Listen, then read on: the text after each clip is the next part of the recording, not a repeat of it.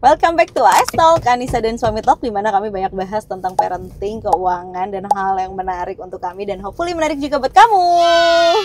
Kali ini topiknya adalah rencana kuliahin anak di luar negeri. Karena waktu itu pernah viral juga ya Instagram Reels aku yang aku bilang anak masih kelas 4 SD tapi ayah ibunya udah ikutan acara apa tuh? Unifair gitu. Jadi kayak gimana sih caranya kalau anak mau kuliah di luar negeri, alurnya tuh gimana?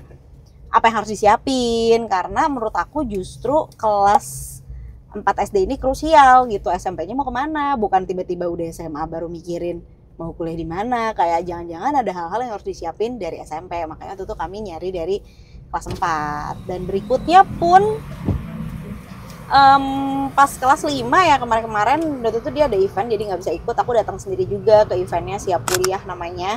Itu kayak talk show dan ada exhibitionnya juga, ada unifairnya juga. Gimana sih caranya kalau anak mau kuliah di luar negeri? Tapi pertanyaan pertama, emang yang paling kita pikirin satunya anak tuh pilihan sekolah ya? Sebenarnya kalau misalnya di awal-awal tuh have no idea sih kalau punya anak. Maksudnya gimana? Kayak di awal tuh ini anak tentang makannya dulu. Tapi sebenarnya pendidikan tuh setelah aku kerasa banget kelas anaknya umur 3 tahun. Baru kerasa milih sekolah. Karena pas kita di daycare waktu itu ya 0 sampai 3 tahun tuh ya cuma daycare aja, kebutuhan makannya, terus aktivitasnya udahlah. Berantem sama temennya apa enggak? Cuma lebih ke sosialnya, kemampuan dia sendirinya seperti apa ya, sesuai umur lah ya. Berat badannya cukup apa enggak gitu ya. Terus pas masuk anak 3 tahun kita kan pindahin tuh daycare mana yang ada preschoolnya. Jadi kita anaknya pingin preschool, tapi pas pulang TK lah ya ada daycare-nya. Nah itu mulailah kita berantem kan. Jadi nggak nyari TK yang nggak ada daycare gitu kan. Karena kita nggak mau dia di rumah sama mbak. Tapi kan nggak mungkin juga kalau nggak preschool gitu. Sementara teman-temannya umur 3 tahun memang sudah preschool. Nah tapi pertanyaan berikutnya, kenapa concern banget sih memang sama pemilihan sekolah anak? Concern aku sekolah anak bagus tuh pas aku mulai kerja ya fresh graduate, terus aku masuk ke perusahaan multinational company. Terus aku ngerasa I'm nothing gitu. Aku siapa?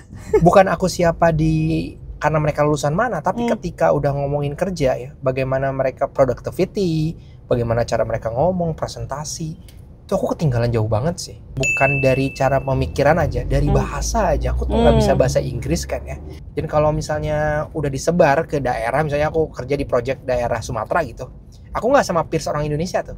Biasanya aku sama orang luar. Dari situ kayak, kok mereka nggak ngalamin kesulitan apapun saat berkomunikasi, saat bekerja. Udahlah kalau mindset gitu mah udah ketinggalan jauh lah ya. Aku ngerasanya dari language aja, dari bahasa aja aku tuh jadi barrier ya? Ya benar sih. Kalau aku kenapa concern banget sih sebenarnya baru tahu setelah hamil. Terus kita datang ke financial planner.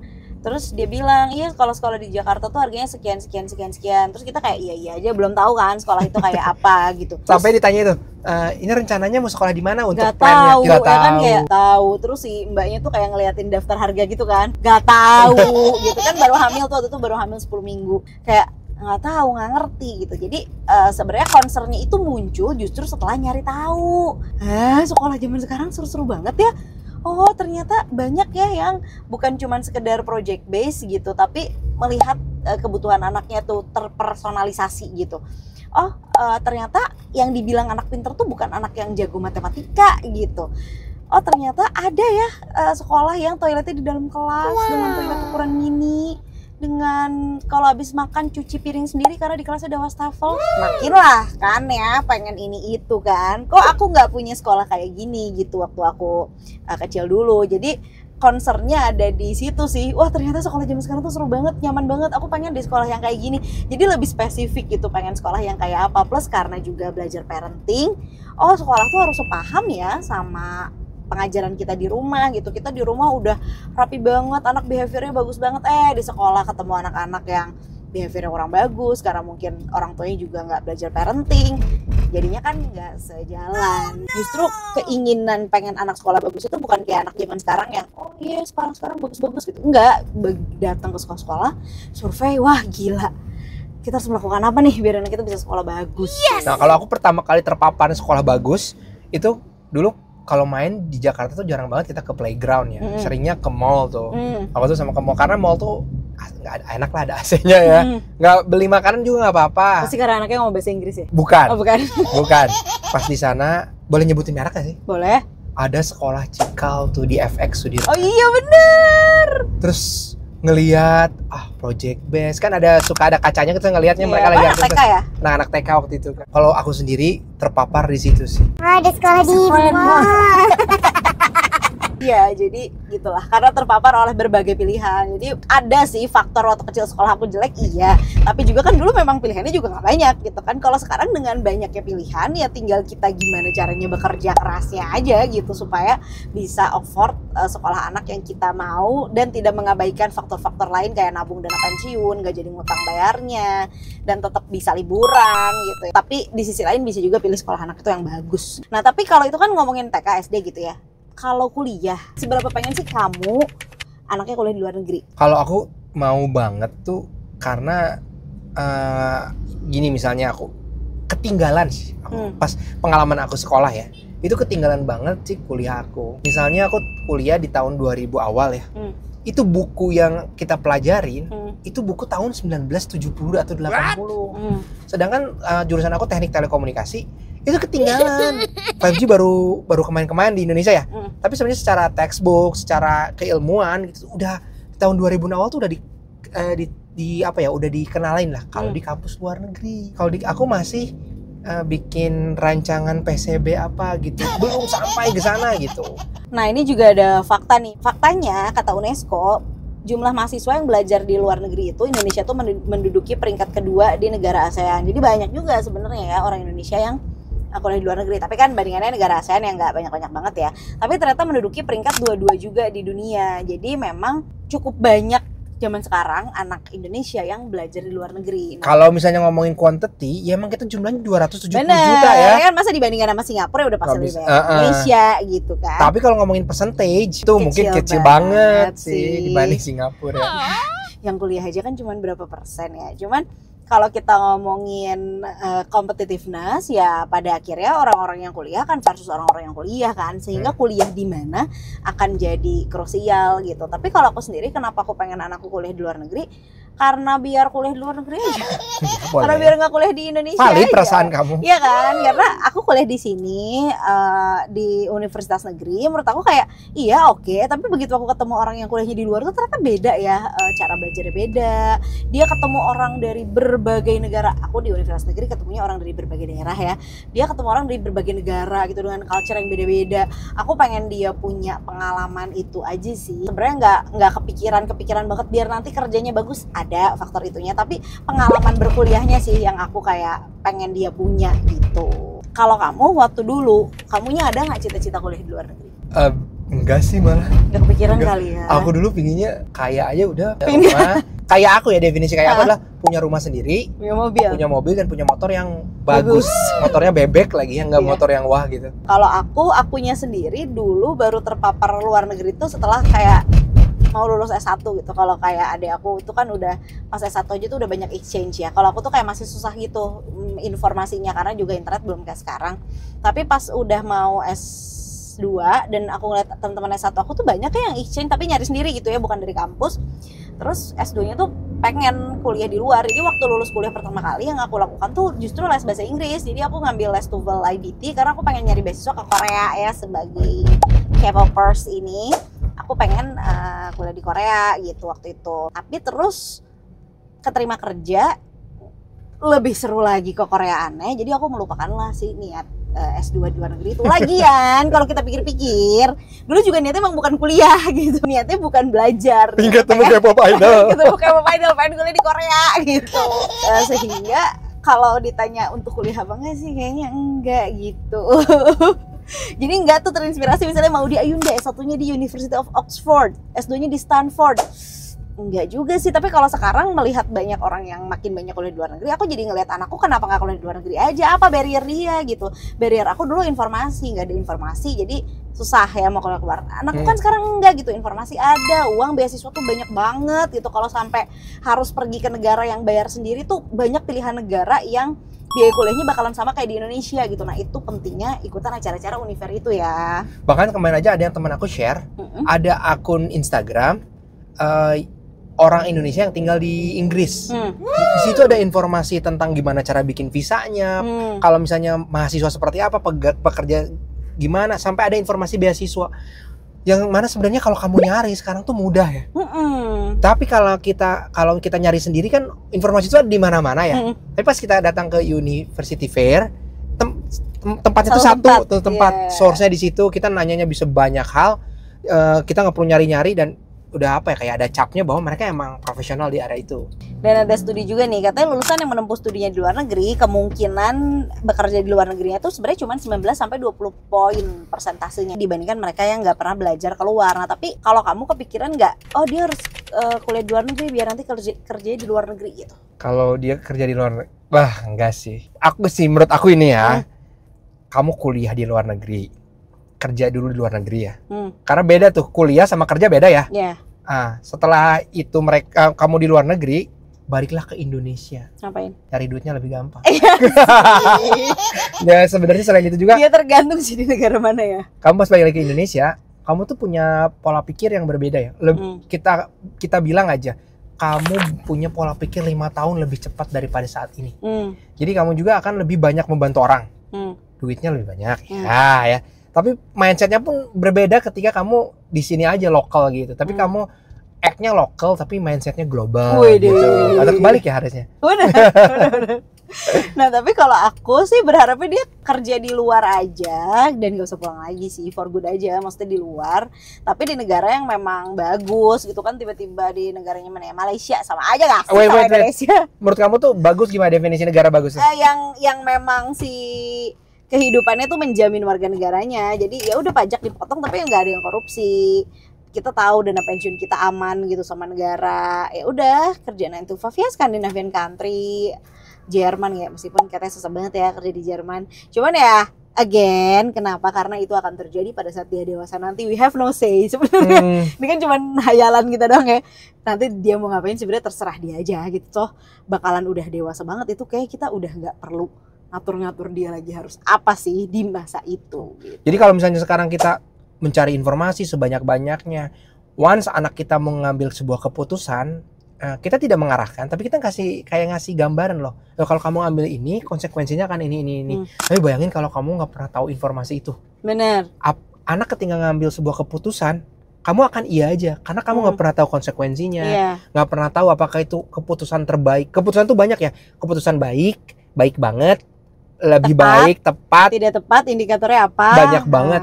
Tapi ketika anak ngambil keputusan, kamu punya ilmunya juga, punya knowledge-nya, ngasih tahu ke anak ini loh konsekuensi yang kamu hadapi. Ketika dia bilang aku bisa ambil itu konsekuensi, nah dia juga bisa secara mental udah ready gitu di masa depan akan seperti apa. Kayak aku ambil jurusan teknik telekomunikasi, pertama kali aku masuk, aku kira itu jurusan komunikasi. Kapan nih kita bikin artikel? Saking aku nggak tahunya itu. Tapi kalau kita kan udah nyari-nyari banyak informasi ya tentang kayak kuliah di luar negeri gitu.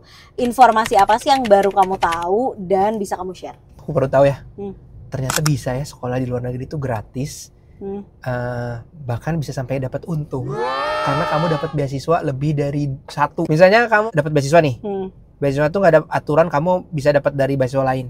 Bisa aja kamu dapat 4-5 beasiswa, yang artinya kamu di sana tuh malah dapat untung duit. Uang sekolahnya udah yang bayarin 4 beasiswa. Kamu tinggal di sana ada 4 beasiswa juga yang biayain. Ternyata bisa loh gitu, untung gitu kalau kamu tahu informasinya. Dan kalau pinter sih kayaknya. Bukan pinter sih, tahu tepat sebenarnya kemampuan kamu di area mana. Iya benar. Dan kalau aku tuh yang baru tahu bahwa kuliah di Indonesia tuh mahal ternyata gitu ya. Apalagi kalau misalnya mau kelas internasional gitu juga mahal. Dan ternyata banyak negara yang kalau dihitung-hitung biaya kuliahnya akan sama dengan biaya kuliah di Jogja gitu misalnya. Jadi kuliah di UGM ngekos di Jogja, biaya hidupnya ternyata akan sama kayak di Turki misalnya gitu. Tuh aku baru tahu kayak gitu-gitu. Aku punya catatan detailnya, tapi kayak kalau kita nyari informasi tentang kuliah-kuliah gitu tuh ternyata banyak banget yang kita nggak tahu, termasuk ngejar bikin portofolio tuh nggak tiba-tiba pas dari kelas 3 SMA gitu kan. Ya enggak dong, justru dari SMP ini udah ketahuan alurnya bakalan kemana. Jadi nanti SMA-nya bakalan kayak apa, harus menang lomba berapa kali, lombanya di mana. biar nanti portofolio masuk ke universitas tuh lebih gampang. Itu yang kita nggak tahu gitu. Makanya menurut aku penting banget sih justru nyari informasinya tuh pas anaknya tuh SD menjelang SMP. Jadi di SMP tuh kita udah punya path-nya gitu kalau memang niat kuliah ke luar negeri. Terus banyak juga yang bilang, tapi nanti informasinya beda lagi. Bodoh amat, kan tinggal dicari lagi gitu kan. Tapi kita udah tahu nih, kita harus nyari kemana, follow akun Instagram tentang kuliah-kuliah. Karena ya cuma 6 tahun lagi loh gitu, nggak lama. Ya walaupun dalam waktu 6 tahun pasti perubahannya nggak akan signifikan itu ya. Tiba-tiba dihapuskan visa kan nggak juga ya. Mungkin caranya yang berbeda, bahwa kamu harus punya letter of persyaratannya mungkin berbeda gitu kan. Menurut aku kenapa SMP pas kita datang kita sempat survei ke salah satu sekolah ya, bahwa SMP kelas 2 itu anak udah tahu loh jurusannya mau kemana. Nanti dibantu sama konselor sekolah, kalau kita nyebutnya BK ya. Konselor sekolah tuh bisa bantu anak untuk mencari tahu sebenarnya apa sih jurusan yang memang cocok dengan dia. Jadi kalau misalnya, kok jauh-jauh amat sih dari SMP udah bikin portofolio, emang tahu anaknya mau kuliah di mana? Tahu harusnya ya, kalau kamu sebagai orang tua yang memang mau bantu support anak tuh tahu. Minimal gambarannya. Misalnya mau di area STEM kah atau area bisnis kah, manajemen apa, itu udah minimal udah tahu. Mau jadi seniman kah gitu. Dan kalau dari segi kemandirian memang dari awalnya, dari semenjak dia ingat ya, dari semenjak dia bisa diajak ngobrol, aku mah udah bilang dia akan kuliah di luar negeri sih. Ya kan, dari sejak dia nontonnya Ryan Toys Review, aku bilang Ryan tuh orang Amerika, jadi kalau kamu mau kamu kuliah di Amerika gitu. Terus kemudian dia kayak, Amerika is not safe, I have higher chance of dying because of school shooting gitu kan. Terus dia suka kayak YouTuber dari Inggris, udah kamu kuliah di Inggris gitu terus. Jadi memang dari awal dia nggak pernah pikiran untuk kuliah di Indonesia gitu. Jadi sebenarnya mentalnya benar, kamu nyiapin mentalnya juga. Mentalnya dia bahwa memang suatu hari dia akan keluar dari rumah untuk kuliah dan mungkin akan bekerja di luar gitu. Itu menurut aku yang sangat penting sih, dan itu dibawa terus sama dia di kesehariannya. Jadi kayak, Bu, nanti kalau aku malas cuci pasti ada laundry kan ya Bu di sana gitu. Dia pernah nanya kayak gitu, kayak dia kepikiran ya gitu, one day dia tuh nggak akan tinggal sama kita lagi, dan itu menurut aku juga tidak kalah pentingnya. Dan ini juga ditanya dari segi finansial gimana. Dari segi finansial sih ya nabung aja sih biasa. Tips finansial tuh nggak ada, sama aja nabung aja. Tips finansial apa? Nabung aja. Iya, kayak gimana cara ngumpulin dana pendidikan anak. Ya udah, kamu perlunya berapa, nabunglah sesuai targetnya. Gimana cara ngumpulin beli rumah? Harga rumahnya berapa? Ngumpulinlah sesuai harga rumahnya. Kan nggak ada. Sesuaikan gitu, dengan kenaikan gitu misalnya. Kayak kenaikannya berapa dicari tahu. Udah, emang nggak susah gitu kan. Yang susah adalah nyari uangnya. Iya sih. Nyari uangnya, tapi datang ke acara-acara kuliah gitu membuka mata banget bahwa bisa jadi nggak mahal. Bisa jadi kamu pergi dulu aja, nanti di sana misalnya nyari beasiswa pas udah nyampe sana, yang penting udah di kampus gitu kan, atau enggak ternyata sampai sana ke negara yang ngebolehin mahasiswa tuh kerja sekian jam seminggu, itu juga bisa. Itu ternyata banyak banget probability-nya, dan orang-orang yang berpengalaman di situ udah banyak banget. Jadi kita kayak tinggal nanya sama mereka aja gitu, konsultasi. Kalau dari segi finansial anak sih kita percaya banget ya. Maksudnya finansial anak tuh gimana? Kan dia akan ngatur uangnya sendiri di sana, iya. gitu. Bisa nggak dia ngatur uang beasiswanya baru 2 minggu udah habis, nanti harus dikirimin uang lagi gitu. Kalau anak kita sih termasuk yang self controlnya baik. Jadi sebenarnya bukan ngajarin gimana mereka bisa mengelola uang ya. Penting banget untuk anak belajar menunggu bagaimana meregulasi emosinya dia dari umur 2 tahun. Jadi sebenarnya dari umur 2 tahun tuh kamu udah ngajarin loh anak kamu gimana mengelola uang. Karena mengelola uang adalah, kamu bilang, adalah bagaimana cara menunggu. Betul. Bagaimana cara menahan kecewa, bagaimana menahan keinginan ingin sesuatu, tapi ya duit kamu belum ada, kamu harus menunggu. Kamu duitnya segini, tapi makan siang kamu segini, ya kamu harus ngatur tuh gimana dalam sebulan itu cukup. Jadi kalau anak kamu sekarang masih kecil ya, itu tuh udah bisa diajarin sih, mengatur keuangan dari sekarang. Sebagai manusia-manusia tidak S2, menurut kamu anak kamu harus S2 nggak? Kalau itu berdasarkan dia jurusannya apa, terus di pekerjaannya apa. Ada beberapa pekerjaan yang memang kalau S2 tuh nggak worth, menurut aku. Kayak misalnya teman aku dia udah kerja, dia diploma 3, D3 malahan ya. Kerjaannya dia memerlukan untuk dia punya sertifikasi Cisco. Cisco tuh kayak networking gitu. S2 ngapain kalau dia S2? Sedangkan kalau misalnya dia ngambil sertifikasi Cisco udah sampai ke expert, itu kepake banget di pekerjaan mereka. Tapi jadi manajer gak? Biasanya kan pada mau jadi manajer. Nih kalau misalnya di teknik nih yang aku tahu, orang tuh si karirnya tuh tidak akan ke manajerial tuh boleh. Dia akan ke expert. Spesialis, jangan ke spesialis, nanti jadi namanya ke konsultan. Jadi nggak manajer nggak apa-apa. Jadi kalau nggak S2 nggak apa-apa karena dia maunya di expert. Ada beberapa teman aku juga yang memang jadi di luar negeri, terus jadi kayak dosen, tapi selain dosen dia juga researcher. Researcher itu kan teknik expert juga kan. Tuh, jadi terserah kamu mau expertnya terus dalam, ada mau yang jadi manajerial. Ya kayak dokter juga. Kalau aku nggak mau jadi dokter, mau jadi manajemen aja direktur gitu. aja. Direktur aja. Berarti kan Oh, dia bapaknya yang punya. dia ngambil S2-nya itu manajemen rumah sakit kan. Karena itu membantu pekerjaan dia. Misalnya tidak membantu pekerjaan dia, terus ngambil spesialis buat apa? Ngapain? Kalau aku tidak peduli sih. Yang penting dia mandiri, bisa menghidupi dirinya sendiri. Ya terserah lah mau S2 mau nggak S2. Ya udah, yang penting cuma sampai kuliah aja, karena kalau kuliah kayaknya masih perlu banget ya kalau S1 gitu. Jadi kalau S2 ya sesuai kebutuhan aja, kalau mau boleh, kalau nggak juga nggak apa-apa, tidak ada paksaan. Udah segitu aja. Semoga bermanfaat. Semoga ada yang bisa diambil mengobrol bersama kita di siang hari yang panas ini. See you di episode selanjutnya. Bye-bye. Bye.